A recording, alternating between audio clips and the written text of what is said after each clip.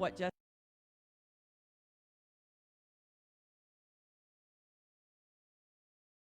teaching.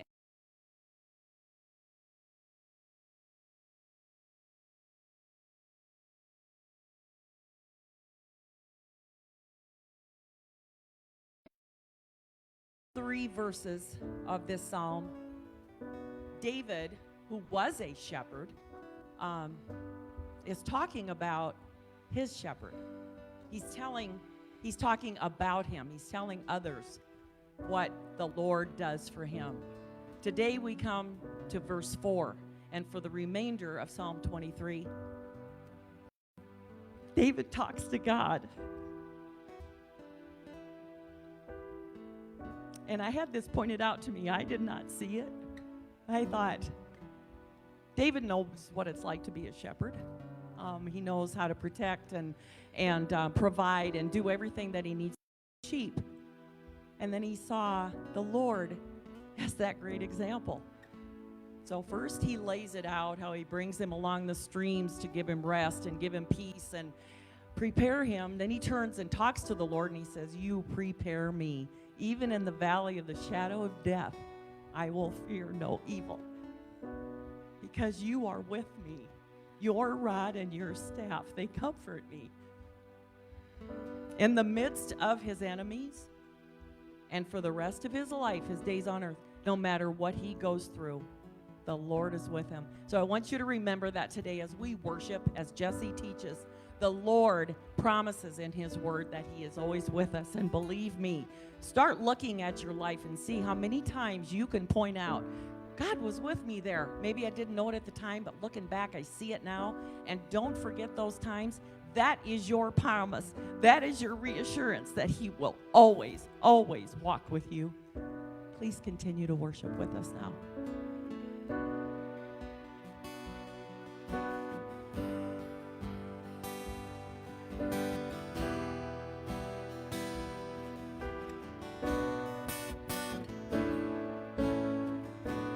When I walk through deep waters, I know that you will be with me. When I'm standing in the fire, I will not be overcome. Through the valley of the shadow, I will not fear. I am not alone. I am not alone. You will go before me. You will never leave me. I am not alone. I am not alone. You will go before me. You will never leave me. In the midst of deep sorrow, I see your light is breaking through. Night will not overtake me. I am pressing into you. Lord, you fight my every battle. Oh, and I will not fear. I am not alone. I am not alone. You will go before me. You will never leave me. I am not alone.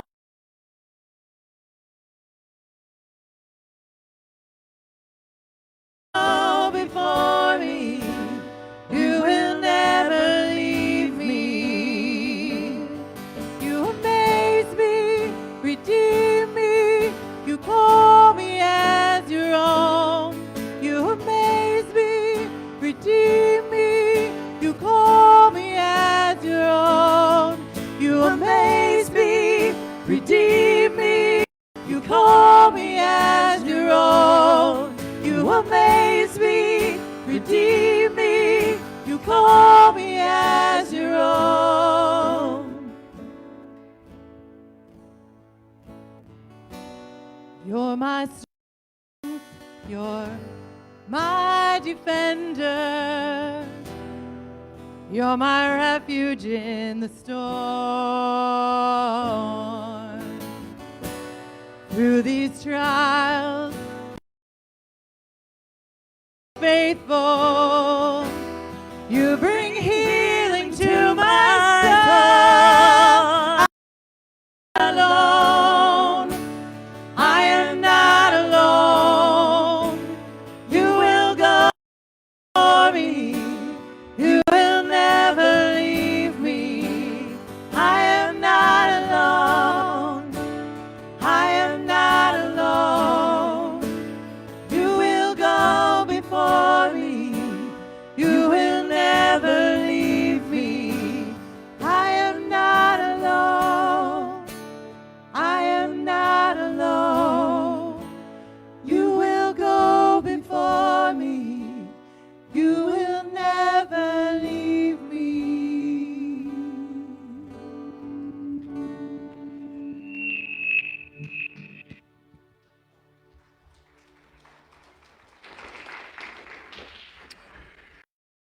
You may be seated.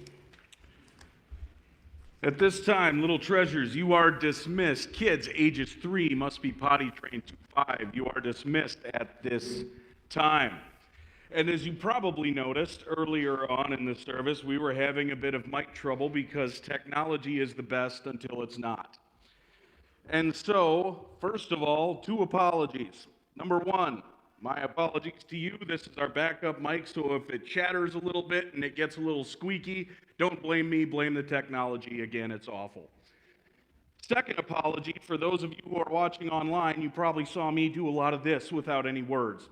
So, our apologies to that, and it was just an offering about announcement. We trust that you can watch that in your own time. So, with that being said, our scripture for this morning comes from the book of Psalms. We've been doing a Psalm series the last 3 or 4 weeks, and we're going to continue throughout throughout the season of Lent.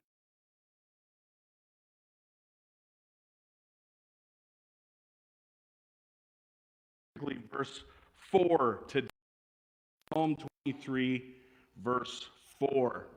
It says this, and last week, as Chris taught us, we saw our shepherd through his instruction to us as his flock. And this week, we dive into verse 4 as we just read by seeing how Christ as is protecting his flock in the midst of darkness and threatening times, as we see the sheep being protected by the shepherd through the valley. And up to this point in our passage, in Psalm 23, King David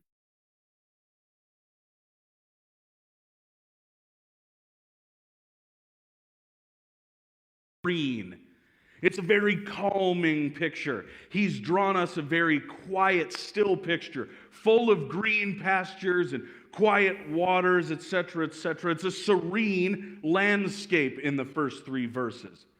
To this point, we have a scene of peace being in the shepherd's presence. But here in verse 4, the psalm kind of takes a corner.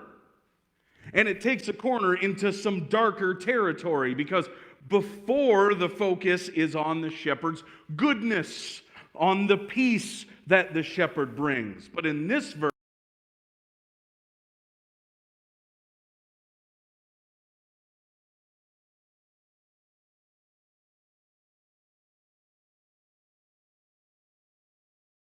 he makes me lie down in green pastures. He leads me beside quiet waters. He restores my soul. He guides me in paths of righteousness for his name's sake. All calm, all peaceful, all righteous, all rewarding. And then we take a right turn. Even though I walk through the valley of the shadow of death, I will fear no evil. A lot of negative stuff there.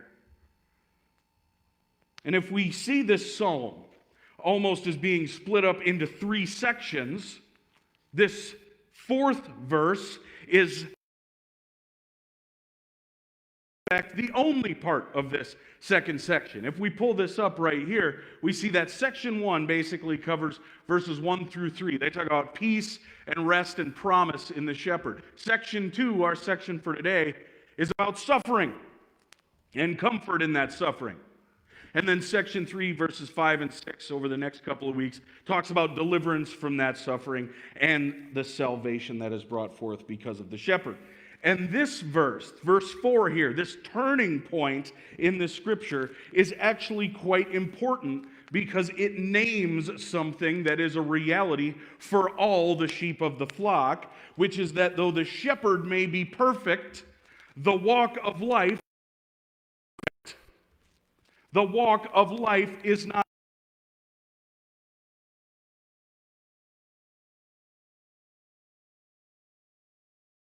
Will indeed dark.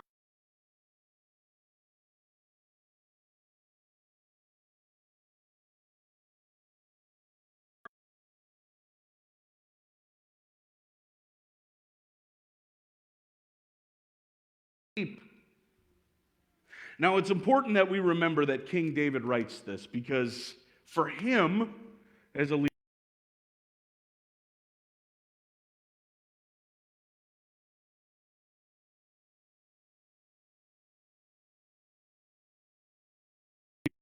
don't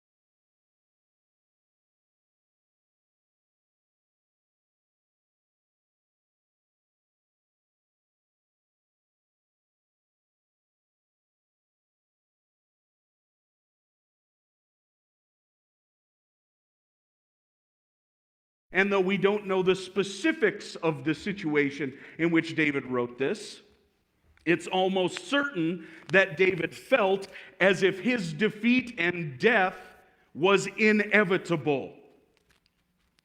Now, how do we know this? Well, we look at the words that make up the scripture. In the first part of verse 4, it says, "Even though I walk through the valley of the shadow of death." David says that he walks through the valley of the shadow of death. And we have to keep in mind something here.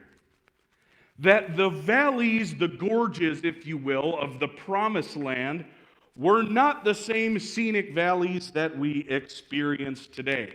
Because I guarantee if most of us think of a valley, we think of a tranquil, beautiful scene with a river running through and there's gorgeous hills on each side and it's glorious. But in fact, when David speaks of valleys, this picture is more the picture that he's talking about. That is a typical valley in the promised land. I don't know about you, but it looks kind of gross. I'm not much of a mountain climber, but that looks awful. Look at the sides. We just look at the sides. It doesn't look like too comfortable of a place. It's tough terrain. It's steep on both sides. It's narrow in the middle. Anyone would be unable to climb up to the sides for safety. So David, when we picture a valley here, wants the picture of the sheep being surrounded on all sides. In other words, the sheep, the flock, are hedged in. There's nowhere to go. There's no escape in this journey. Thank you. We can pull that picture down. And as David mentions, he is walking through this horrific valley. He states that cast above him is this thing, the shadow of death. Now in Hebrew, the word David uses for shadow here adequately translates into darkness, an overwhelming evil is what the shadow is. It is a fearful, all-covering presence that is above him in this valley. And so, putting this all together, what we have here is King David saying that he, as a sheep, the leader of the sheep in the flock, sure, but he, King David, as a sheep, in this situation he is in, David feels and names that he is trapped. He's surrounded on all sides by this evil that is towering over him. There's no escape, and the walls are caving in. Everything in this period of David's life is full of darkness. Evil is about to come down upon him. He's facing doom itself. He's becoming overwhelmed, trapped, claustrophobic even, because all he sees is darkness and hopelessness. The world is full of evil. Everything about it is going wrong, and he, as the sheep, is powerless to do anything about it. And it's so important that we realize the fact that David names this, because more and more often this same feeling, the feeling that the world is eating itself, the feeling that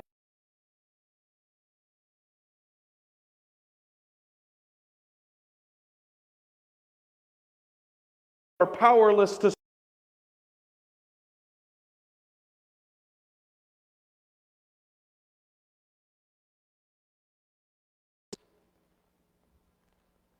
After all, look at the world around us, right?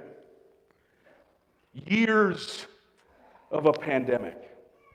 And after that, financial insecurity, followed by talk of wars. And by the way, that's on the global scale. That's not even to mention the sickness and sadness and death and overall misery that many of us are experiencing in our personal lives. Because just like David, more and more of us, we feel as though we are in this spiritual place, overwhelmed with darkness around us. And just like David, just like we said in the beginning of this message, we feel more and more that we are sheep in a time of darkness in the valley of life, always with threats surrounding us, and we are seemingly powerless to change our surroundings.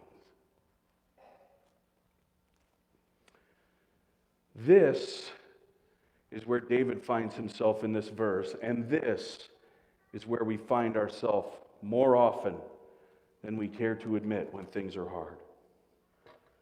So thank God, literally thank God, King David doesn't leave us with this horrifying image. Thank God the Lord, through David, brings us a promise of hope in dark times.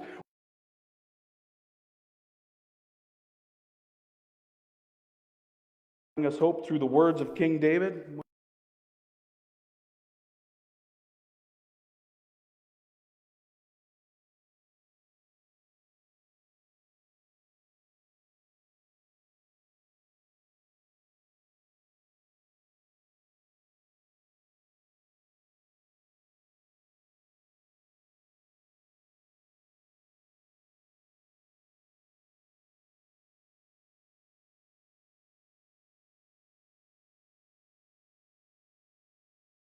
Us, protecting us in those dark times of life, which means that David is stating very boldly that those valleys in life, those dark times when everything is hopeless, is not the stopping point on our journey.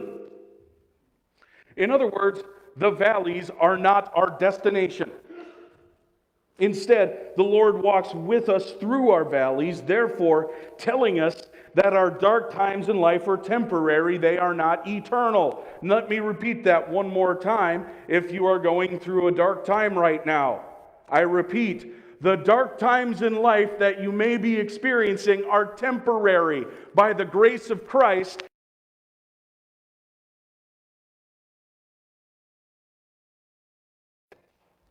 they are temporary. And while this fact alone brings us hope, I also want to point out that in this passage, nowhere does he say that the perfect shepherd, our shepherd Jesus Christ, nowhere does David say that the shepherd will guide us around the valley. You ever notice that? He doesn't say the shepherd will lead you around the valley. The shepherd will keep you from the valley. He doesn't say that. Nor will he keep us from entering the valley in the first place. And why doesn't David say that? Because David is naming the universal truth that in our lives, challenges and troubles will indeed.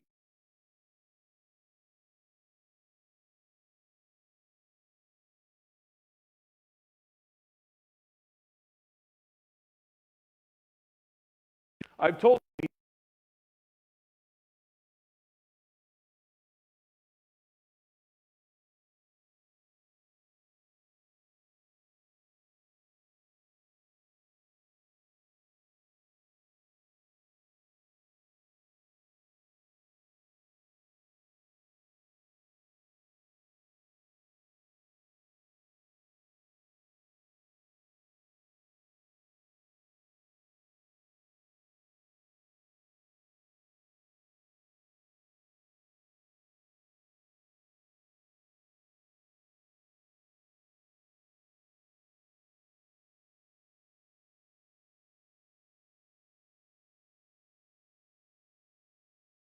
leading us through